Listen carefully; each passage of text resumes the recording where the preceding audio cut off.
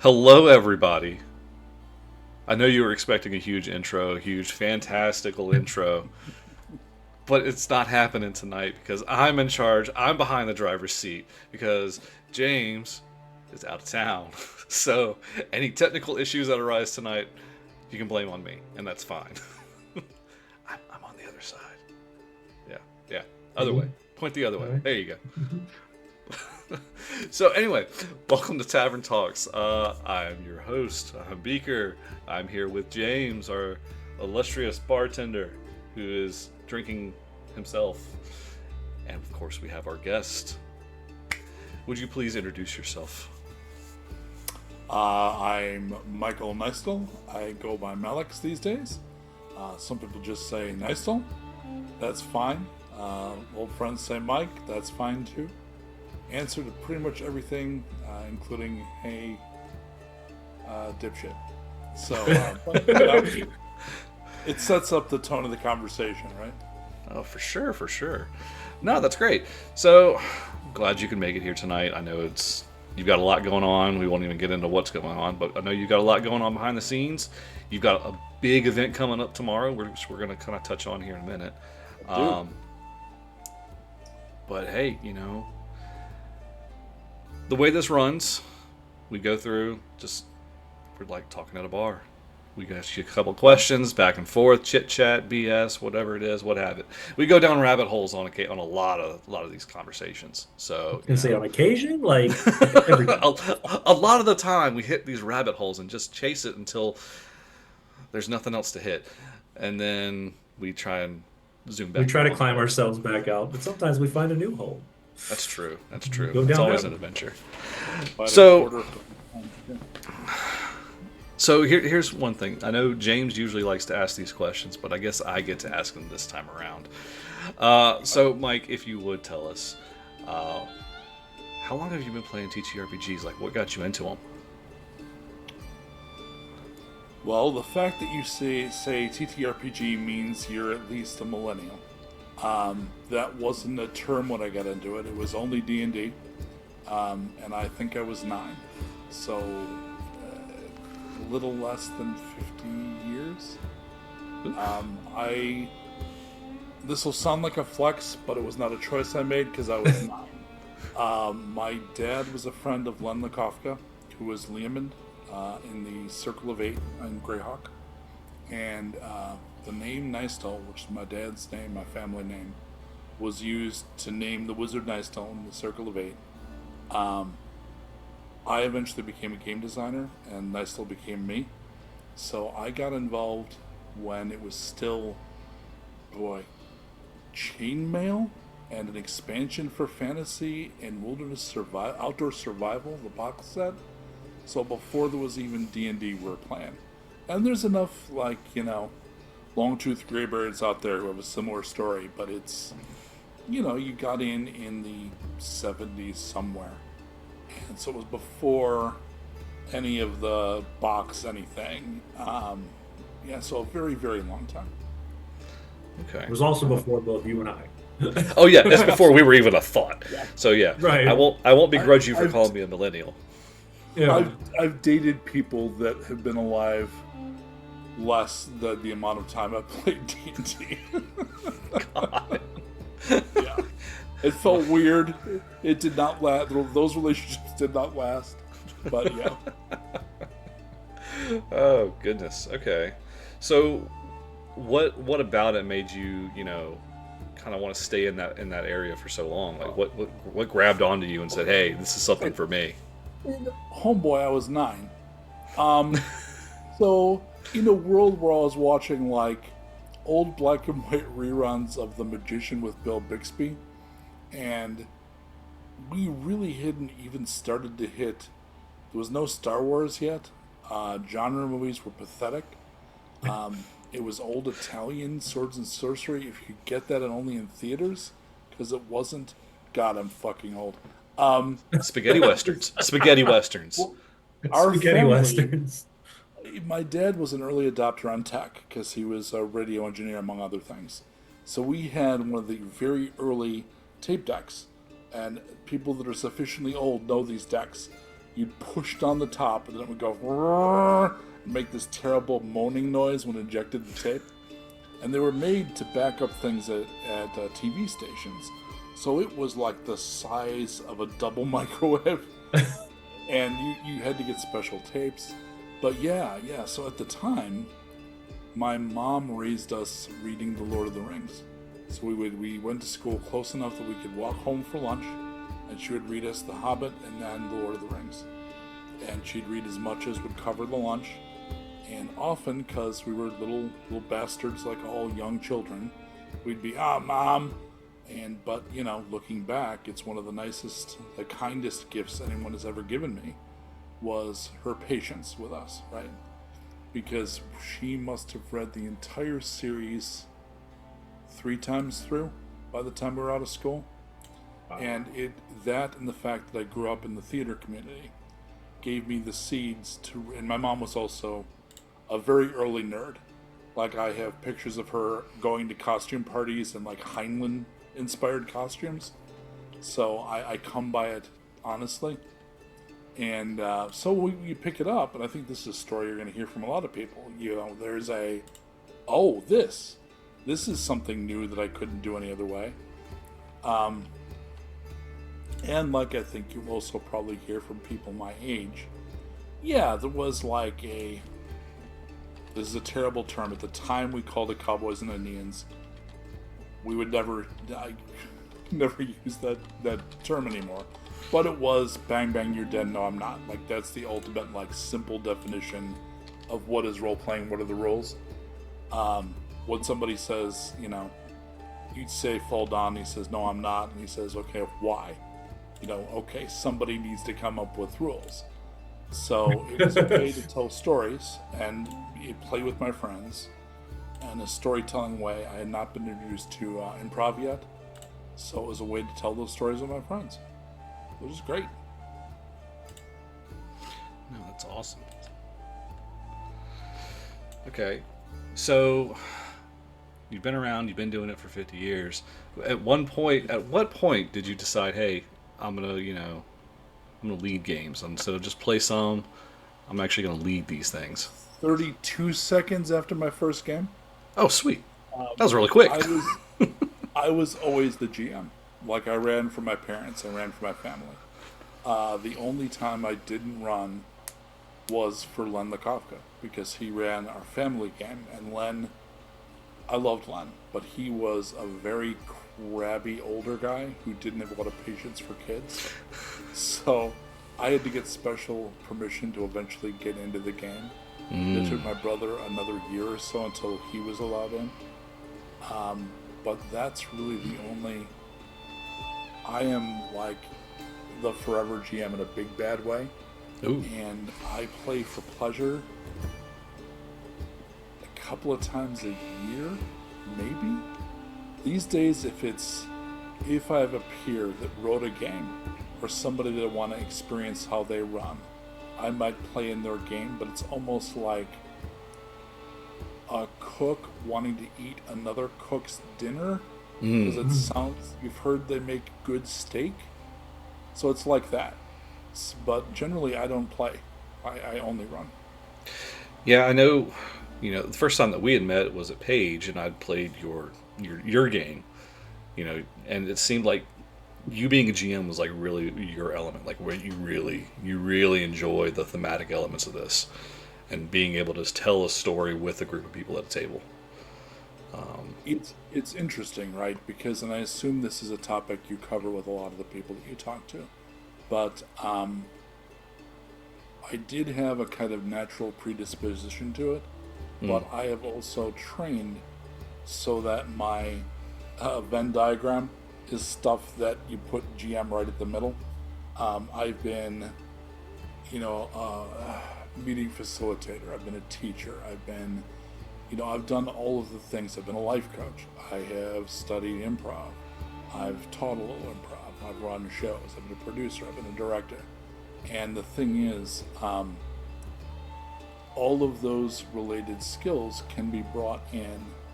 And to me, the most satisfying thing about running a game is you're facilitating a playground for other people to enjoy themselves. So you're not really playing because the rules don't really apply to you, except the social and parasocial rules apply more to you, right? It's, for example, and this, here you go, tangent. A particular annoyance is way too big of a judgy term because I honestly think there is no one true path. There was a brief period where I have a lot of lovely friends and peers, people that I admire from White Wolf, but there was a brief period where there was a faction of the people that love White Wolf games that considered the White Wolf narrative pseudo-LARP style to be the one true path. And you'd run into trouble at cons because they'd kind of look down at, oh, you're in a medieval bar and you're being offered a mission. That's cute. And it was very dismissive and very arch. So that's when I kind of got on my high horse a little bit about, like, no one true path. As long as you're all on the same page, if you decide the guy who wins the battle is the one that can drink the most ketchup packets, God bless. I'm down for the ketchup packet battle, right? Yeah, so it's a weird kind of art form, and it's got so much going on that I find it really engaging. So like in the game we played, it was really nice with a new group, especially at conventions, where the teacher thing comes into it. This is a concept with teachers of, like, you have to control the classroom, right? Classroom control is a big part of it. And that's about engagement. So at a table, you generally look around, make eye contact. You kind of get a sense what the different people are there for because of the way they initially engage with you. And the game for me becomes what I call feed the beast. Right. Like, everybody has a beast to feed. So if you can figure out what their beast is and then give them whatever little gameplay nuggets or opportunities will feed their beast, the happier everybody is. And then simultaneously you're ringmaster. So while you're feeding those beasts and giving them the room, because they're the players, you're only the director, you also have to make sure that the guy who needs to tell us all his backstory isn't stepping on the guy who desperately needs to get into combat. Right? You have to juggle that somehow so everybody comes out going, that was great. I think I answered your question, but No, you did. It was a perfect way to go about it. Honestly, oh man, so many things. Now, speaking of the game that we had played, I know I haven't name dropped it, and maybe some people who are out there who already know it. But let's go ahead and talk about it. Okay. Sure. You have your game. It's called NUkED, and it launches tomorrow. The second edition launches tomorrow. What's coming out tomorrow is the e-launch, so you can get the PDF off of RPG Now, Drive-Thru RPG. I have a print partner, and you'll be able to pre-order the hardcover printed book, but that's not coming out till August 1st. But you'll be able to get the PDF tomorrow. I've also written a novel in the setting, and the novel will be available on Amazon and Apple Books, both tomorrow. That's awesome. So so this is the second edition. So Yeah. what kind of improvements between the first and the second editions did you kind of have to make there? Well, okay. I know I'm probably like skipping a whole bunch of steps here, but we're gonna. No. I'll catch up, man. It's all good. In case you've been caught out, I'm garrulous. It's fine. Garrulous means I talk a lot. So my buddy Shannon McCormick, who's a professional actor, he was in Breaking Bad and some other things. He was also, I think, Washington and Red vs. Blue. He did a lot of Rooster Teeth stuff. He's also an Austin area improv legend. Shannon, if you see this, you're the man. We've done this on stage together. He's awesome. So he and a couple of his friends spoke to me. They were with 819 Entertainment? Yeah. Mike DeLonzo was the other principal, and they were like, we're thinking about doing a live play. And this was shortly before the pandemic. and they knew that I was also a performer, and they knew that I was a GM with all this background. They said, we'd like you to run it. My pitch back was, at the time, everybody was running D&D. So I was like, hey, guys, my main thing is a game designer. Could I maybe design a game, and then we could play that? So they went for it, and I pitched Post-Apocalypse. The irony was, the beginning of the pandemic, or shortly before, the only thing that was out was like Gamma World, like the revision with the cards, and it was out of print, and a couple of obscure ones. And since then, there's been like 30 gazillion, because there was Furiosa and like the new Mad Max and a bunch of things that were like Fallout, so Post-Apocalypse became big again. So the answer to the question is this. I wrote that game while I had COVID twice. So the first edition, I literally on the inside cover, it says the COVID edition. Because I managed to design, lay out, edit, and print and get out to people a game while I was the sickest I've ever been. So it worked, and it was fun, but the mechanics were not up to my... I have kind of a sick perfectionist streak, and so I do like it to be just so. So I went back and I polished up all the mechanics, and to use a metaphor, it's like getting out your model kit and it's all full of sprues and spurs. So I went in there and for like about that, Chuck. Oh my God, right? So it was like working with a resin kit. You're in there getting the burrs and get me the Dremel, and I worked on it, and I had people involved, and I did an original the live play with the 819 people. We had people like Abria Iyengar, we had Todd Stashwick, we had a bunch of like really well-known people, which was super great. But then we stopped. It was a 2-year show, and then we stopped. And then I built this back up, mostly out of like I wanted to tinker and get the mechanics just so. And I think I did. And then I started just showing it to people and playing it. And like we were talking about during the break, I've done a lot of demoing and things for companies like FOSSA and Mayfair Games. And, I got a sense of like what the read the room sense of like, this game is going to be great and people are going to love this and let's start making supplements, and like, this may not be huge. Like, I won't name the games at FOSSA. There were a couple of lines that never really landed. I think anybody that knows FOSSA's history knows what those lines were, but we knew because you ran them, and there wasn't a sense of interest and urgency that you wanted. And with this, people really engaged and went, well, that was cool, and the mechanics were easy to learn, and I had fun, which was like, okay, I should invest time, energy, resources, and bring this to market. So that's why, because it was good. Because it was good. And it really was. Like, it was a lot of fun. It was a fun system to play. It was a fun game. It is a very unique system. It's core 3D12? Yeah. I mean, the funny thing is, I have a fetish for 12-sided dice. Let's see if I can get this on camera. This tattoo was designed for me by Jeff Lobenstein, who did a lot of the work for FOSSA on things like Earth Dawn and Shadowrun. Oh, okay. He's a good friend of mine. He designed this tattoo for me because he knows how much I love D12s. So the first version of the game, the one that was played online 3 years ago, did not use D12s. In fact, because I was worried that I was getting obsessive with my mechanics using D12s, I wasn't going to use them. But as we tested, I think originally we used 3D10, and just once I broke down the numbers, the 12 was perfect. But yeah. Essentially, you, for every skill-based thing, so not damage. So kind of what I tell people when they play D&D. Pick up your 20-sided die. I'm gonna say shit.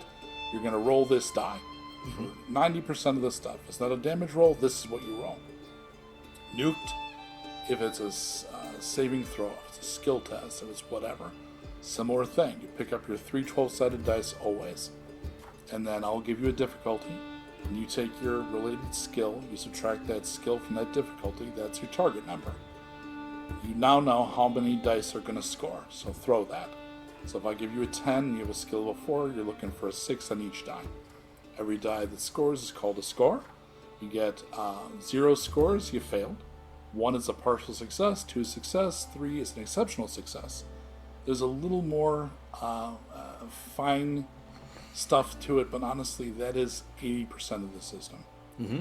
And being able to get you like those, it's not a lot of granularity, but there's enough points of difference that your skill ranks are meaningful. And then when the dice roll and you got to play, you know that those rolls feel meaningful and connected to what your character does. Yeah, they really did. Like, because I think we only had like a couple of instances where maybe we failed, but Felt bad. We had a lot of instances where we kind of succeeded. Kind of. Yeah. More often than not, you're going to succeed, but it's not going to be like a full success. Exactly. It's going to be partially successful here. Well, and that's movies, right? Like, even look at something that's as gross as John Wick. Mm-hmm. The reason John Wick is good is it goes back to things like Golden Harvest style fight scenes. And those are all about, I come in, I punch you, you fall down, but while I do that, the guy on the right has stabbed me in the ribs. We close up on me wincing because I just took damage and I have a knife in my ribs, Right. But then I turn around and take you out. So it's, what are you going to pay to get through to your goal? And the way the combat system ends up working, I just spoke to a friend about this. It's I kind of think of it as Die Hard. Like, he gets beat up a lot, he takes a lot of damage, but over time, like, he damages his feet, he starts to move slower, you know. So you do take hits that go away if you rest, but you gradually get wounds. And the idea is, over time, the gnarliness can wear you down. No, You that's forget a fun because little we only aspect. played a one shot, of course. And is there a leveling system or is it a levelless system? It is not, there's no level, but when Okay. you do, usually after every session, or depending on how often you play, 2 sessions, you get what's called an advance. An advance can either raise a skill rank or it buys you a feat. The way I prefer to design, and this is partially because of all the time I spent playing 3rd edition D&D. 3rd edition D&D I loved, but it was possible to do, there was one build, and I hate the word build, but you could have, I think it was a pixie monk that started with a 32 armor class because everything's stacked, right? So if you have the right things, it got gross. So what I try to do is I want you to get breadth, not depth, if that makes sense. Yeah. I want you to get more options and cool things to do. Some of them will get you higher numbers here and there, but generally, like, there's a feat called hardcore parkour. What that does is let you overlook challenging terrain. That's all the feat does. But it's evocative. When you get it as a feat, it will change how you play. But it's not numbers based really. You know, it's opportunity based. Sometimes the opportunity based goes back to numbers, but generally you're building. I did some work helping playtest and design massively multiplayer systems as well, and talent trees were the big hotness for characters for a long time, still are kind of. Yeah. NUkED has what I think of as invisible talent trees. They are a network of things like prerequisites. So, for example, if you look for them, there's a series of feats that involve commands. Like, there's a command that says, command, walk it off. The command, walk it off, you direct another character to take a movement, then you get some hit points back. So, the hidden talent tree there is leaders can build up those command skills. And that will give them things like, there's a command, attack. Well, that lets you give the guy who invested in being a gun-wielding badass an extra attack. And your leader might not have great gun skills, but you can order the other guy who does to attack, right? Okay. It is, no matter what That's it is nifty. there's woven into it these talent trees that you can experiment with and build, and then find a character that's interesting and has a broad breadth of abilities. Yeah. So to build on that, so like if you are, say, the leader, Yeah, like leader type, you can build yeah. your skill tree to just be like the guy in the background who's like dictating or like saying, "Hey, you can do this. You go do that. You go do this." Uh, yeah, like guy Galen in my playtest campaign, the Firehouse Gang. His character is like that. He kind of sits back. He I think he's a tech leader. The way character generation works is you have archetypes and you pick two. So and the archetypes. If only I had my books and materials right here. But there are things like gunslinger, leader, so forth. Okay. Tech. You pick two. So that gives you a very immediate grounding in who is this character. So if you're a tech leader, that says a lot about who your character is. That gives you some initial skills. It gives you access to some initial feats. And you can build like a shotgun guy. You can build like all kinds of different things. But the option again is like, it's weird because of how gnarly and fighty post-apocalypse is. And also a lot of existing post-apocalypse games are tactical combat sims. Yeah. Like when you look at the mechanics, they're based around, very paramilitary ideas. Whereas this game is a little more like, I'm going to drop a reference and almost nobody gets this. Let's see how you guys... You ever see a movie called Rock and Rule? No. It's by a Canadian animation company called Nelvana. It had Debbie Harry, Iggy Pop was the voice of the bad guy. It was amazing. It was a post-apocalypse animation, and in the opening credits it talks about how when the bombs fell, it destroyed everything but the vermin. So all the characters picture Disney, but they're all like weasels and rats and the things that would have survived the apocalypse. So I'm very inspired by Rock and Roll and things like it. Also the 82,000 out of Britain, which is the home of Judge Dredd and a few other things. Right. That whole art style during that period and a lot of their content is also a lot like the kind of stuff that's in NUkED. So NUkED is not it's not meant to be a paramilitary. It's not edgelordy at all. Again, you played it. It's dark. Just humor, have fun. Yeah. Ready, Yeah. So that's one of the reasons that the system is simple, is to back it up. You don't want it to be, for something that's going to be slightly strategic, you do want to know the exact range of your and model of your mid-range semi-automatic, right? Because that's important. For this, I got gun guys who keep telling me, dude, automatic is not what you think it is, and they talk to me all about the difference between automatic and semi-automatic, and I'm like, I was an NRA marksman, I know. I wasn't like an anti-gun lunatic until I turned 40. But that differentiation is not necessary for NUkED. It's you want to get in and engage whatever the problem is in an interesting way and have a good time doing it. See, I loved the pre-made character that I had. It was the short one. Who had You were little- the kid? I was the kid. I loved it. I was just playing up Danny DeVito the whole time. Yep. Well, that's the other thing, and that was true also of when I worked at Mayfair. We had a game called Underground, which was a superhero kind of series, loosely based on comic book series like Martial Law. So it was superheroes with a very bad attitude.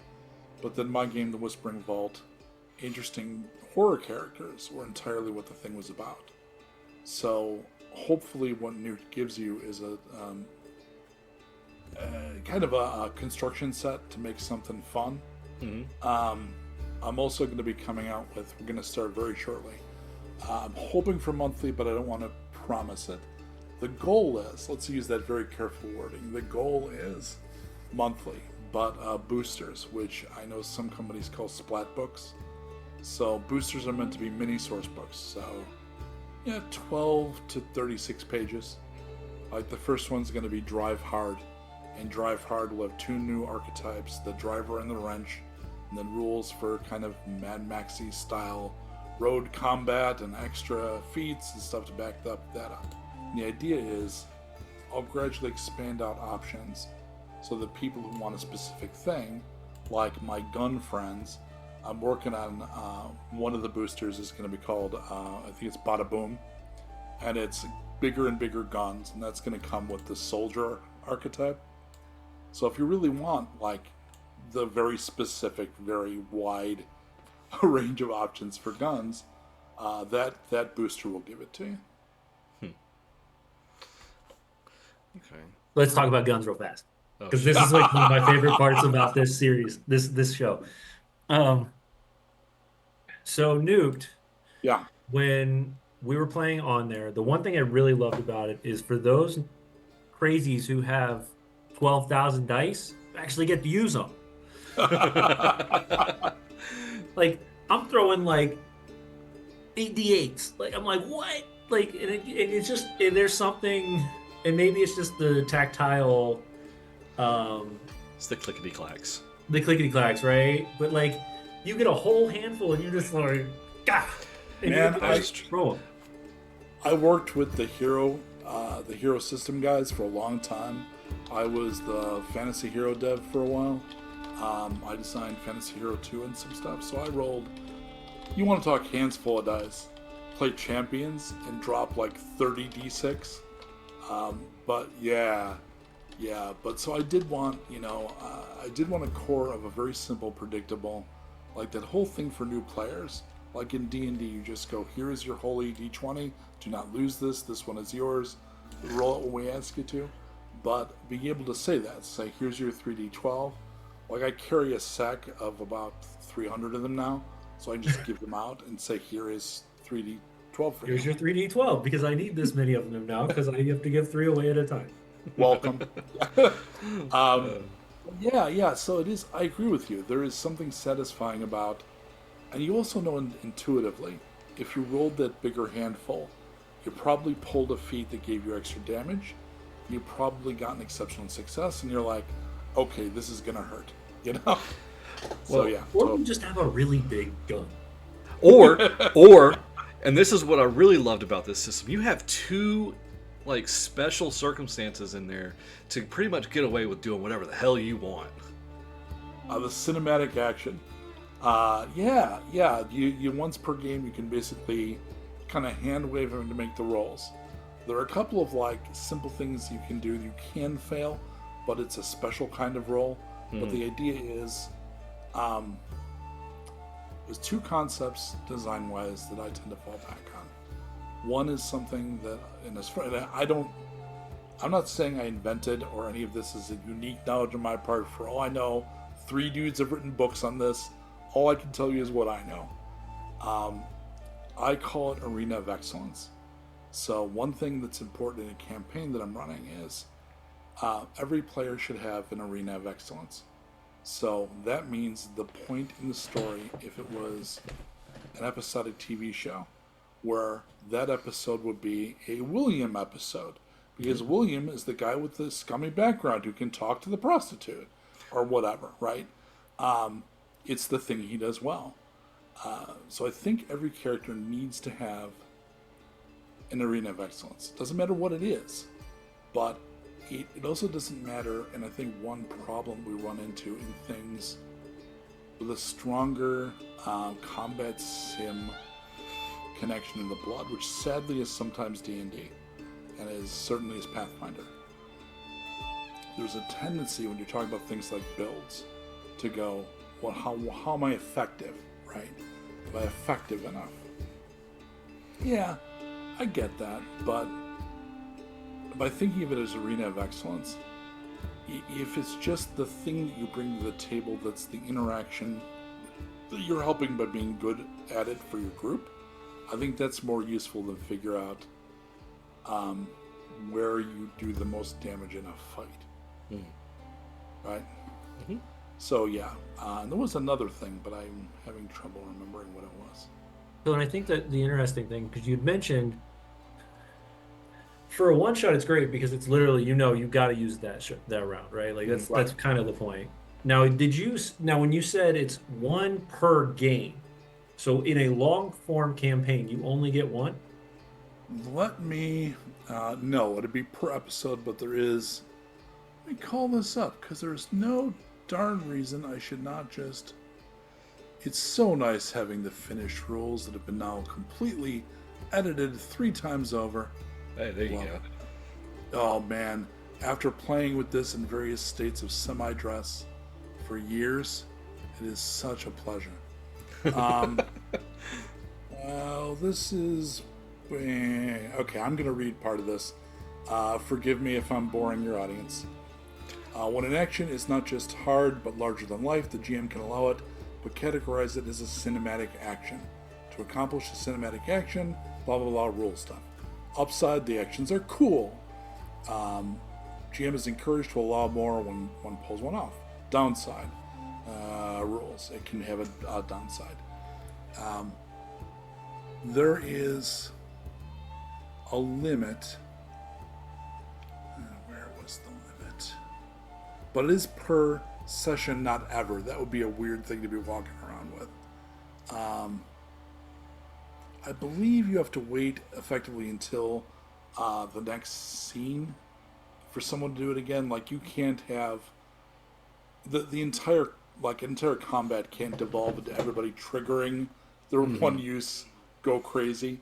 Like, So I believe that was when we were playing at Page. I think that was part of the situation too. Is that every scene you could only use one. Like one person could only use it. Right. Yeah. One person in the whole party could use it and expend theirs to have their moment, their cinematic moment, and then next scene someone else could do it. Yeah, and we also have a rule for karma, and karma is just you can do a small thing that's a tweak to, like, oh, there happened to be a taxi at the corner, or a reroll. But when you do that, you keep a puck. You're in Vegas, like a poker puck. It's got the white side and the black side. And so if you have good karma, you can then use it, but then you flip it to the other side. That means the GM can use it. And he can use it to screw you over or to foul a roll, but then he has to flip it back over to the positive side. I like that. It gives you this nice swinginess to it. There's a few things that interact with it, which are fun, like catchphrase. So if it's on the negative side and someone can work in their catchphrase, they can flip it back over positive. Interesting. So we've talked a little bit about some of the rules, some of the things that make this game unique. Yeah. What about the actual setting itself? Because that's pretty... The way that you described it to us at Page, it was pretty unique on its own because, it is post-apocalyptic. Certain creatures in that world have different... are portrayed differently than what you would normally see in, a fantasy RPG. And then the actual origin of how this happened, you just kind of left out. Yeah, there's actually going to be supplements that will be options for Apocalypse. But the main thing when you really think about it is one of the first things that happens is mass communication and telecommunication and global network, global computers, that would all shut down, right? Mm-hmm. So that means you would lose things like literacy would fall off immediately and sharply.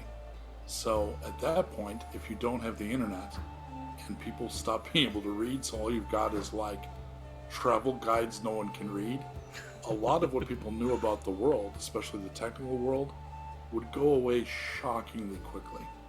So one of the things that shapes NUkED is after the fall, and nobody really knows how long ago it was, because you also, how would you know, right? Mm-hmm. Go back and watch, what was the Kevin Costner was the mailman. Waterworld. Right? Yeah. No.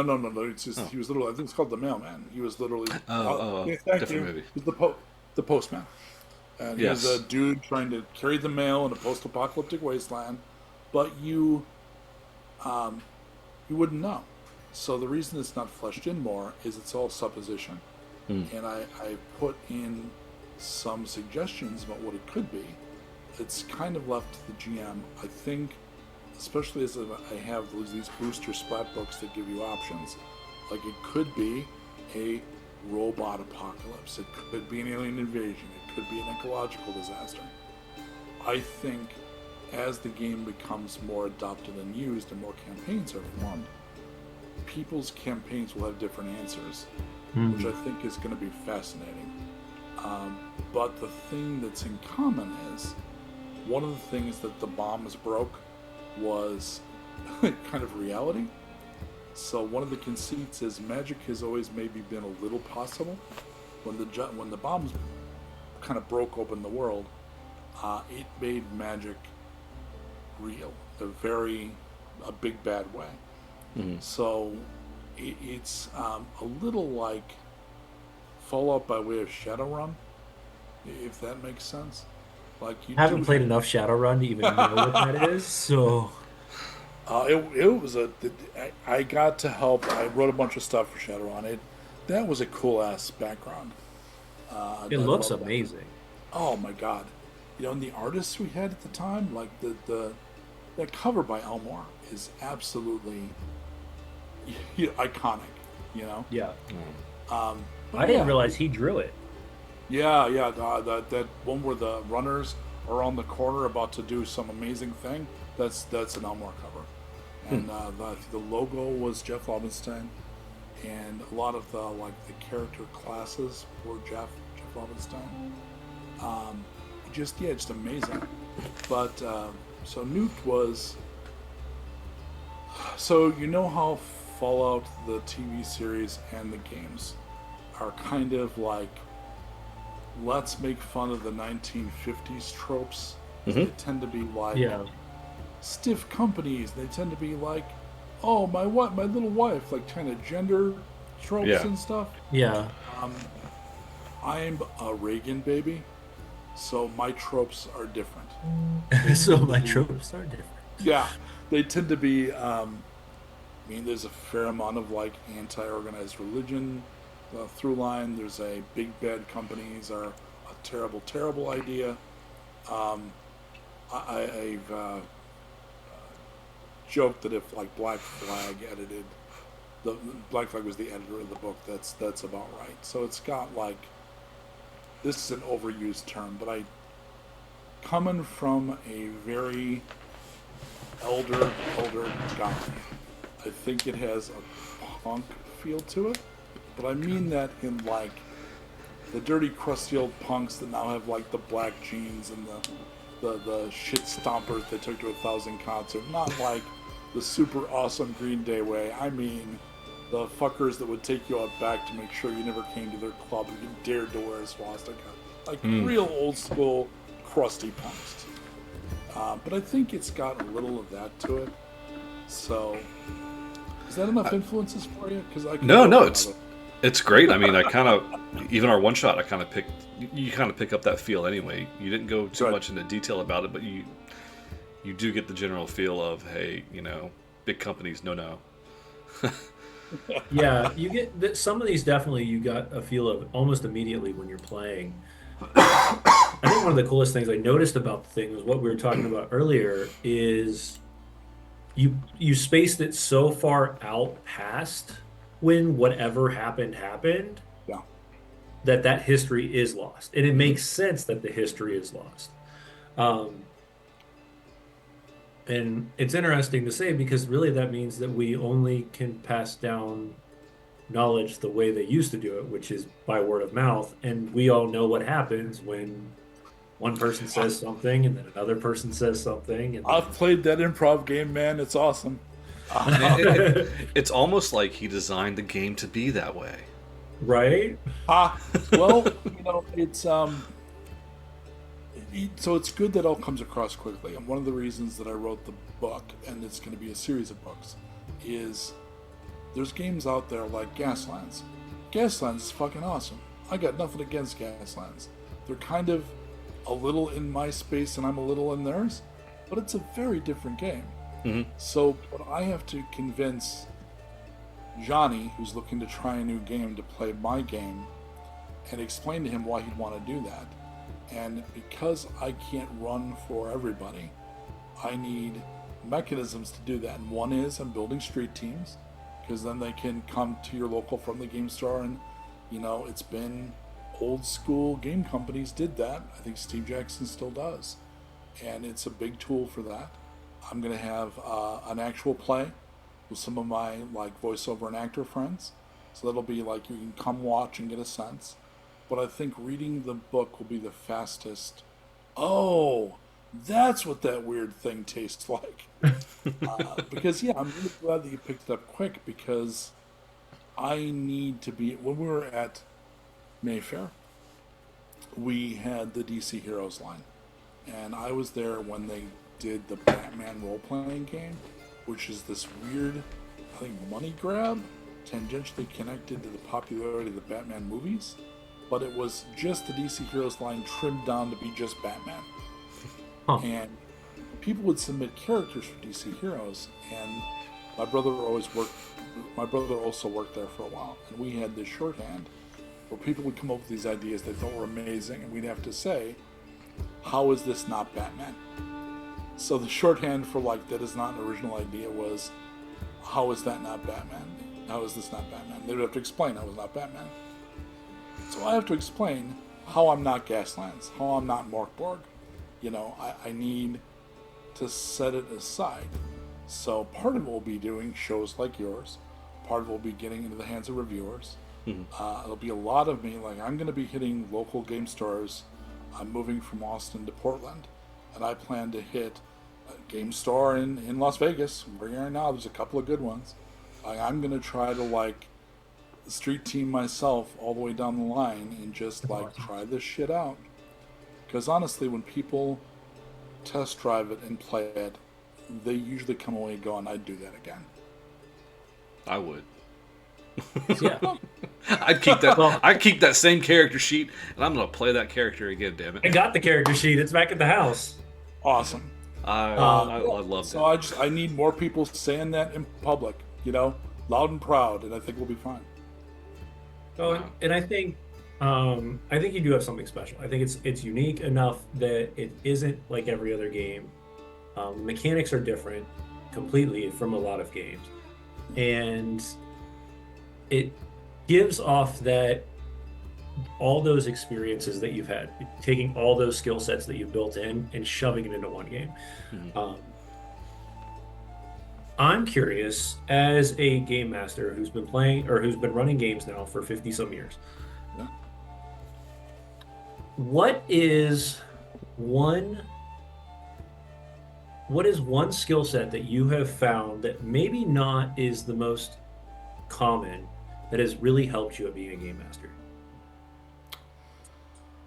I have, and I'm slow rolling it just because of money and time, but I am on the track to eventually be going back to school to be a therapist.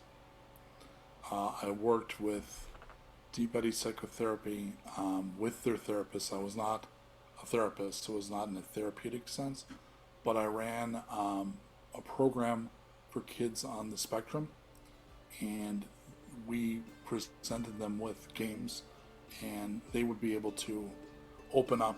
There's something about that masking thing, or kids that would never make eye contact with you and they would look down and not talk. If once they figured out that they wouldn't be judged, and then it was Ragnar the Magnificent that was doing the thing, they'd light up like a fucking Christmas tree. So the more I picked up from, so there was a period of about 4 years there where most of my friends were therapists, and they were encouraging me, because I was also working as a life coach, to get training as a therapist. And so I would say that because of that sense, the thing I'm proudest of is a lot of people write good games. I think I'm good at it. A lot of people are great. Like I said, Gaslands is great. Morkborg is really cool. There's some games out there I don't care for, but I won't name them. But there's a lot of very cool new things on the horizon that are like, this is awesome. I'm going to get to run Viking Borg for Lurking Fears at Gen Con. I'm going to run 4-hour sessions all weekend. I'm going to sit there and work my Borg all weekend.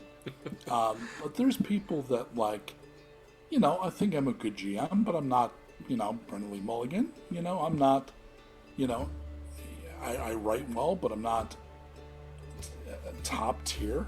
But the thing that I'm proud of is when you sit down at my table, I can usually get a sense of who you are, what you need, and how to help you get there quickly to give you a satisfying time at my table. And that is something that I pride myself in and I find deeply, deeply satisfying. So yeah, the answer is I can't say therapeutic because I don't have the paper yet. My therapy adjacent skills, I think, would be the thing that you might not necessarily think. Teaching has certainly helped because I'm good at table management. It's like bringing people in without having to resort to a clicker. Like I usually get your attention.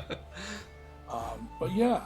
So, but every one of those things, and I have taught people how to GM, and I've run seminars and things, and all of those things are useful. Improv is useful. Yes and or if is useful. It gets made fun of, but it loosens you the fuck up, and it can be really useful so you don't get paralyzed. And that's everything. Just being able to, whatever it is, move forward. That's what improv teaches you. Oh, this is stupid, but I can keep going. You're learning. Oh yeah. Look, we're surrounded by improv, so like I get where you're coming from. Yeah, no shit. So I'll put this out here. I'm gearing up to run my first game here, like in a month. Ever. So putting it out there, what would be like one like key point here, or key bit of advice you could offer someone in my shoes? Okay.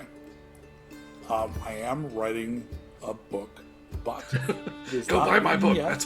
That's my advice. Go buy my book. Go buy my book. Yeah. So weirdly though, I think if it does get done, I think I would release it for nothing or pay what you want. Like that is not a thing that I'm approaching from that point of view at all. Sure. I think the NUkED books are more about like buy my damn books. Let's see if you can get me some obscure book award so I get more eyes on it. But like my advice on running things, I think would be a gimme. That said, little bit of a rabbit hole thing here. Uh-oh. People talk about running games off the cuff and preparation. Not everyone agrees on this, and go back to like rule number 1 in my head: there is no one true path. So nothing I'm about to say do I consider myself to be right about. It's how I feel. If you do something different, God's bless you. GHOD, God's bless you. But for me, it's called a role-playing game because it has to be a game. And it is because of the particular alchemy of the gamification of narrative storytelling that a role-playing game is what it is. It can give you the satisfaction that it does. So there is a tendency among some people that are storytellers and are kind of improv-y people to go, I'm not going to prepare anything. I'm going to write on my little note card, bandits, probably bugbears. Treasure? ? And they'll take pride and they'll come up with whatever the fuck you need off the cuff. That's fine. In my mind, I'm a trained improviser. If I want to make a story up with you, I will just get on the stage and we'll make up a story. That's not a game. The game has to have some pre-generated, predefined goals and benchmarks, or you're not playing a game, you're jerking off your audience. All right. So despite all of my softballing in the original part of this, I am going to stand by that though, right? If I consistently modify my goals and change my numbers to suit the way I think you want this to go, I've not provided you with a challenge to overcome. I am jerking you off. Oh, I get it now. Okay. Yeah. Right? Yep. So Yep. it's the same reason I never cheated when playing games with my kids. If my kid beat me at a game, they'd feel proud because they knew that they had beaten dad. And it's not like I was super great. They were able to beat me. You know, if I was Kasparov, I might not have felt that way. But they could eventually beat me, and because of that, they felt proud. If I had cheated when it felt like they needed the win, I would have robbed them of that. Like the solution as a parent, as a teacher, would be provide them with a slightly more swingy, simpler game that they're more likely to get a spike and win. Don't just cheat and hand them the win, because then they haven't won anything. So how this answers your question, because I swear, Chuck, this is coming around to the answer to your question. I'm with you. I'm with you. I'm on the ride. I'm So- gonna grab the spoon and just stir why. You're going to be wondering, how much prep do I need? And my answer is this.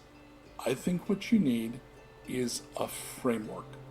So I never write like whole things, because there are a few designers now, and I think Robert Schwab, right? I think he's particularly good at it. That provide more frameworky even modules. But some of the old school modules, they'd be like pages and pages. So even to get caught up in like your Ravenloft adventure, you'd have 3 pages that said the fortune teller is probably corrupt or kid is probably a werewolf. You'd have to read pages and pages and pages of stuff. I think your first scenario, it's always going to take less than you think it will. So, for example, in a session, and this is true of conventions too, you need directions. They need to have, and in storytelling, that's like, what's pulling you forward, right? So, say it is the bandits. The sheriff hired you to take care of some bandits. Bandits came in, we need to take care of them because they're making the roads impossible to travel on. Okay, good, off you go. People tend to put in too many fighting beats. You're going to have time in a typical session, this is true in person but also at conventions, for a small fight that you're probably going to want to end before it fully ends.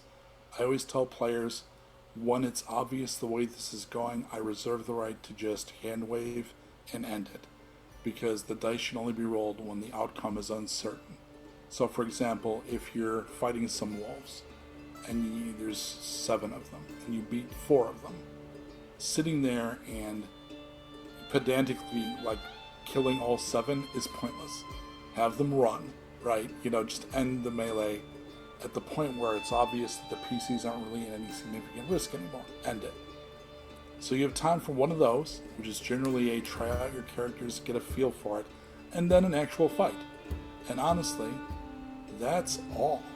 Like, you try to do 3-4 fights in a session, unless it's a 5-hour session, you're going to run into trouble. So you need your narrative pull, and all you need is the stuff that along the way in your story that the PCs can interact with. You don't want a script, right? You don't want to say what you think is going to happen. So, for example, in this, you're fighting, looking for the bandits. You could have farmhouse. You could make a note. Farmhouse by the side of the road. Julian, ex-guard, may be helpful. Extra firepower if needed for a few gold, ? Put a few things, like the things that would be a post-it on a map, so that as they're pursuing their goal, they can pick up or put down whatever they like. And the story, because player characters in RPGs are wonderfully chaotic, which is half the fun, so they're never going to go here to here anyway. So if you tried to paint that picture of here to here, number one, you put them on a rail, so it doesn't feel like you've actually given them the full freedom they deserve. But they're going to do this, so just make sure on that, in whatever you've set up, that you've got things pre-designed, but the design can be simple, like you just described. Retired guard. You don't need to have 6 paragraphs. That's enough to run that encounter. But I do think it is critically important that you do have you've set, not in stone, but certainly in clay, your principal objectives should have numbers attached to them. And then it comes down to your personal preference of, is it ever okay to cheat? This might be a John Wick thing. The old school game designer, I forget I'm sorry, whoever this is who came up with this, but it's really important. The idea of failing upward. So, people will tend to feel a lot like they've failed, right? They'll roll, low roll, and they'll go, I fucked up, I failed. I've screwed up. I deserve to be punished, I'm shit. Nonsense, right? Yeah. That's how I feel. Do I have time? Do I have time for a brief anecdote? I think so. I mean, we're a little bit beyond our normal hour, but the conversation's nice. We can go a little bit longer. Yeah. So I had a bunch of characters in a long-running campaign that went to a new island that was an empire that was run a little bit like Rome. And they needed to go get some information there. So gladiators were a thing there. So one of my friends, who's literally at this point, he's now a history professor, he knew a lot about that period. I think they're custodi. They're people that run groups of gladiators. And they have a lot of power, because they're like a wrestling promoter. So he said, well, I'm going to take our big fighter, and I'll basically pimp him out to the gladiators, and we'll get him in some fights, then he'll let me hobnob with the leaders and get what we wanted. So the fighter, I have him dice the combats, and he wins handily. Then I said, okay, now you're going to make a performance check, because the next thing you have to do is say, I am glorious, worship and adore me. And he failed every time. So after 3 of these attempts, finally my friend says, why don't you try, being mean? So he basically did, in wrestling, what we called a heel turn. So he made intimidate rolls. And he went around the circle, cussing at the crowd, and he got a 20. He aced every intimidate roll. The point to the story is, the guy who played the character Howard is one of the gentlest, nicest men I've ever met. Howard would never have played that. But because the dice failed, he went right instead of going left, right? So now he's a heel, but he's famous, and his other character got the access he wanted to the lords. But because the tyranny of the dice was something that you then rolled with, all it did was nudge the story one way or the other. Mm-hmm. So my advice is, keep it simple, but make it real. Draw in, color in where you need to. Don't cheat, but do not be afraid if something goes sideways to make that story interesting too. Okay. And then it's impossible to fail then, right? That is probably exactly what I needed to hear. Because I had been working on at least a little one shot to get things rolling for the game that's coming up. And I think I did exactly that, or at least close enough to it. Very close. If you got questions, yeah, you've got my email. Oh, yeah, no, for sure. I will say... Oh, you just opened up the floodgates. Oh, yeah, because we both have things going on. I'm sure we're going to have questions for it. Or at least, open for feedback. So I do want to say, I think James already put it in the chat. We are in our happy hour, so... next couple of minutes, if you got any questions out there in the chat you want to ask our lovely, wonderful guest here, please do so. Yeah, that's it. Get that zoom in. There we go. See all that 50 years of experience up close and personal. It just means wrinkles, man. We call that, it's wizardy wisdom. Yes, that's right. So if you have any questions, now's the time to drop them. Otherwise, we're going to sit here and chat for the next couple of minutes before we wrap up. No, this has been a great conversation. It's a lot of knowledge. I wish we could talk longer. I could just sit and listen to you talk all day long, honestly. Not to, That's what borderline narcissists love to hear. Now, here's one question that I've been asking a lot of our guests, and it's kind of a two-parter.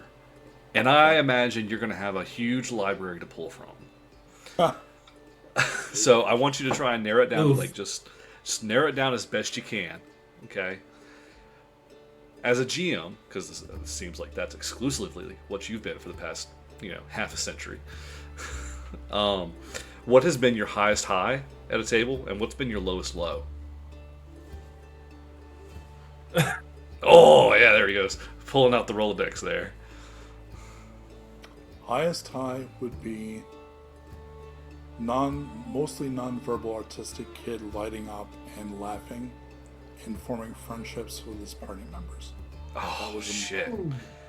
The So ones, good. The older ones That's- started helping the younger ones, and they were at the ages where the 13-year-old normally would not help a 10-year-old, but because they were in a party, they all grouped up, and it was like, I didn't cry, but I almost had to be in character as the game master to not cry, because I'm a big Oh, softie. man. But yeah, I've got a lot of moments, obviously, because you're right, I do have big mental, photo albums, but that, I think, is like, and lowest, I seem to recall somebody I was in my 20s, and their character died. And I was not as good at handling some of the social and parasocial issues as I am now. And we'd also not developed things like yellow and red cards and so forth. So she was the kind of that would journal about imagined experiences that their character had off screen. So Character bleed. yeah, the death really bothered her, and I felt like shit, and I wasn't really fully able to separate, like, that wasn't me. I could have handled it better, but it wasn't my fault. So I felt really guilty for a while. Right. Okay. No, those are. So, with that, and this kind of helps with moving forward on this, what would be a tip or trick you would use today after learning how to do so to deal with death in a character? Specifically, one who's not. Because one shots are one thing. Yeah. But when you've been playing a game for 6, 7, 8 months, 2 years, depending on how long your campaigns are going, and that character dies, there's a lot of history behind that character. Yes. How would you deal with that? So, putting my life coach hat on, it's the same advice I give people about relationships, the same advice I give people about relationships with their parents. It's all about clarity of communication. If you're on the same page as something, if it doesn't blindside you, if you're mentally prepared, things will bum you out. There'll be things that do come out of the blue sometimes. But if you have had the conversation, which I have with every campaign I've ever run, okay, look, we got to talk about lethality in the campaign. Let's come to an agreement. And there's been a couple of groups I've run where the decision was there will not be lethality. So if you lose a fight, and it would normally be a TPK, I will narratively write your character out. And then Benson, crippled by the wound to his leg, retires, but lives happily in an island in Alba. Right, we can do that. But I've also had groups that were like, no. The cold breath of death on my neck is part of what makes the fightings vital, right? So they were like, no, kill me, please. I've got a buddy, Duffy, who plays at the Mythic Sherwood games that I run at Sherwood Forest Fair. I've killed him 3 times. And I didn't assassinate him, it turned out. But he wears that as a badge of pride. So the answer is, talk about it, right? Before it happens. Have a escape plan. Have a, if I do a long-running D&D campaign that's going to have a certain level of lethality, I have secondary characters. So if you've also got your, Dwarven Artificer on the back burner, if your beloved Paladin Tiefling dies, well, you've got the Dwarven Artificer, so that loss is not as bitter, right? Just cope with it consciously and mindfully. If you do that, the worst if you're lucky, the worst it's going to be is bummer, man, right? I think we can all cope with bummer, man. Yeah. So, I guess for me, because there's two things with this. Do you think that having a player, especially in a game where you have already had the discussion that lethality is a possibility, Yeah. do you think having all characters write up a secondary character at the beginning kind of softens that blow? Oh, that's what I was saying. That's what I meant by Okay. the Jordan Artificer thing. Yeah, yeah. Have your fallback. I don't necessarily do it at the beginning, but the minute it seems like the campaign has legs, right? Okay. Just the early part of the campaign, the first like 2 to 4 games, where you've got an ongoing story, but it's like, no, this is gonna have teeth. We're gonna Yeah. play this for a while.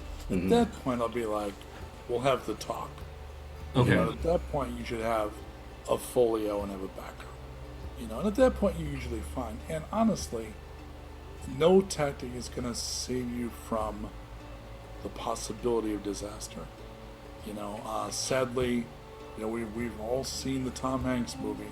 Every once in a while, somebody loses Pardue and freaks out, and you know, all you can do is be able to like give him a hug and say, "I'm sorry, the character's gone. Would you like to play?" So there's a Catan. You know, just be there, be kind, and you know, you'll probably be fine. Yeah. But best practices, I think you're right. I think have that secondary character, but the main thing is, just to answer the question, is just talk about it. You know, you should definitely have a campaign talk anyway. You know, to talk about things like our red cards and. Have you ever been in a campaign where players have stated, I don't want to die? Yeah. Like, not, I don't want to walk away and retire my character and go into the sunset. No, like, I will not die. Oh, I'd say you're going to need to find another game. Okay. Okay. I mean, that's the other thing, and that's I've experienced that. That's why I was curious your experience on that as well. I do run for kids. And there's different rules for kids. Okay. When you're dealing with adults, That's different. There's always rules different for kids. I'll give it that. but when you're dealing with adults, you know, I'm not sure I would want. Okay, here is how I could run that. If your whole group felt the same, I could run a love letters style Fae game, where the worst that could happen is the Fae Lord might force a new form on you for a while, or something like that. You'd basically stumble, and there'd be consequences, but the consequences would never be death. You know, I could do that, but then the whole party would have to agree. Right. Otherwise, Yeah, and again, and this is definitely coming from experience because I noticed it for me, and it's only happened twice, and I was like, okay, maybe it's just these people specifically. Yeah. But it was only when I was running games as a professional right before I got out of the military, and they're like, well, I'm paying you, I don't want to die, and I was like, that's not what you're paying me for. Like, this is completely different. Here's a weird thing. Because I'm an elder goth and I run around wearing black, often a lot of leather, and when I'm at a convention, I wear the long black coat and the red scarf. I also run a whole bunch of horror stuff. I'm a big, cuddly bear. Like, I don't even like playing competitive games anymore. My friends all know this about me. I am not. Like, I'm a far left, super pacifist muffin. Like, but Muffin? It's like, I'm just going to use that word, muffin? I cultivated that I was this badass game master, right? Like, oh, he'll kill ya. But that was useful, because then the answer to that guy is, I cultivated this aura of like, oh, beating a dragon in one of Mike's games is amazing. Because if he has a chance, he's going to rip your character's arm off and anally intrude him with it. Which is not at all what I do, because I'm rooting for you. So I'm rooting for you. But that perception, and you know, addressing your Customer question is, Yeah. as a professional, I can present as, I will run this game as badass as you want it to be, and I can deliver on that. So if the guy comes up with that, like, well, I just want to die and I'm paying you, I'll be like, you don't look like you're a lightweight tiefling to me. Like, you don't look like some kind of halfling. Like, I thought you were gonna, like, play a adults game for, Yeah. But yeah, no, I get you. Although honestly, somebody that's gonna throw down like that, you maybe don't need his business. I didn't, and I mean, I definitely was in that same perspective. I was just curious because I had experienced that only twice, but it was really the first one that threw me off because he's like, my only thing is that I don't die. And I was like, so you don't want risk in your game? You don't want to feel the reward of beating something? So, because you actually did so, it? so he wanted the clause that Vin Diesel and The Rock both have in all of their contracts that they never lose a fight. Ever. Yeah. It loops back. I mean, this is an excellent, like, third reel loop back to our earlier conversation. But, Chuck, this is exactly what I'm talking about. If your players know the most you're going to do to cheat for them is just make it so that the defeat is not soul-crushing and career-ending, that you're just going to guide them down a darker path within a brighter path, they will understand what they can expect from you. I think the best GMs, your job is you are a resolution engine, right? Like, and you're a consistency engine. Like, they need to know, if I swing that sword at that farmer, it is probably going to fuck him up. Yeah. If it happens again, it does not fuck him up, they don't know what a sword does anymore. And that sounds hyperbolic, but it's true. If you tell enough, like, war stories and think about it, if you erode that trust and your ability to be what amounts to an impartial narrator and judge, they can't fully invest in what you're doing. So then if they do capture the bugbear bandit chieftain and defeat him, they should come away from that film like, holy shit, that was rough and we did amazing, right? Yeah. They're not going to get that if they came in saying, I gave you $13, I can't die. That's, not to mention that customer is also going to find other ways to complain.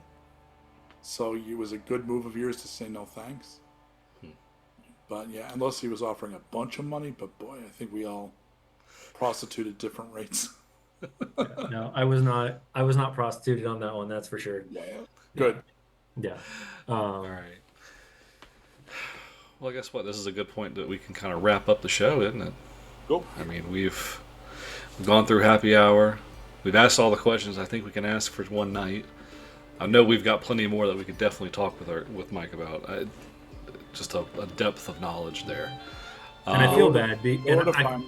I'm happy and I feel bad at the same time because, one, I'm glad we got the chance to actually sit down and talk about your new game coming out. It's incredible. It's coming out tomorrow. Again, it's the second edition. And it just sounds like a lot of fun. What I'm sad about is that there's so much more to unpack about Mike that we don't have the time to do so yet. Maybe we could do a part 2. Maybe we'll do a part 2 in a couple months. But we've got guests lined up for the next months. That's great. That's awesome. What we might do though is, if this does become something that we want to continue, is maybe we'll do an impromptu live on Instagram or something, where we can have more conversations about the skill set that Mike brings to the table. Because we didn't get into to Sherwood Forest. We didn't get into all of his stuff for the Ren Fairs. Yeah. It is such a large, we're just getting into the first book on in the library of Mike. Right. So. No, we didn't talk about horror at all. That's right. That's a whole other avenue that I would love. So interested in understanding how to run games that are outside of the high fantasy, low fantasy realm and make them feel like they're actually a part of that genre. But like I said, chill, we ran out of time, which Yeah. is not a bad thing. It means it was fun. Awesome. So, yeah. So I guess from here, let's see. I can talk about our sponsors. We've got some wonderful you're gonna sponsors. Throw that off to me, like I Nah. did to you. Look. You threw it on me last time. I'm gonna do it again. Damn it. Go for it. All right. So if you like your music, if you like the music you're listening to, if you can hear it, I hope you can hear it. We want to thank our friends over at Monument Studios. They've got a huge library of music that they offer, not only for our Tavern Talks here, but for any game that you might run. A whole sorts of ambiance for whatever environment you got, even your battle sounds. It's insane. I think 5,000 is actually like Low ball. undercutting them at this point. Yeah. When you've got 10 different sounds for arrows being shot at you, 5,000 audio sounds is a little low. Yeah. So we got a special deal with them now. So if you use the code MISFIT, you can get one of two things: 30% off your order, or 3 months free of using their app Fantasy Plus. It's pretty wicked, pretty good deal for what you're getting out of it. Yeah. Absolutely. Also, we talked about all the dice. If you want all the dice to play NUkED, go to Canadian Dice, use the code MISFIT15, and you get 15% off your order. All right, that's pretty much shipping at this point. Yeah. Sadly, that's what it is. But Canadian Dice have a lot of really cool dice sets. You can get all sorts of colors. You can get all sorts of little trinkets put in them. They have some really cool Lord of the Rings ones coming out that I've already purchased. Yep. And if you want some shirts, if you want apparel, we've partnered up with our friend over at DungeonGrandmaster.com. He's got shirts that have the Beaker Builds logo. He's got shirts with the Tabletop Misfits logo, wherever that is on the screen. We're working on them. Not at the. Oh wait, it's in the picture. It's somewhere over there in the corner. It's over there. It's over there. I gotta run, gents. Yep. Mike, appreciate you having it. Thanks, Mike. Great talking. Yep. Hey, everybody, stick around as we go raid some friends. We'll talk to you guys all next week because all of the stuff's about to shuffle around. Yep. Oh, no. Yep. All right. Well, we're gonna make this quick. We're gonna shoot over just some friends, and we'll see you guys back tomorrow, hopefully, for Beaker builds. And next week starts next episode of Dress to Quest. Yeah, that's it. Where are we heading, Chuck? I don't know yet. I don't know how to do this. Go into Twitch, hit raid. Dude, hold on a second. I get there faster.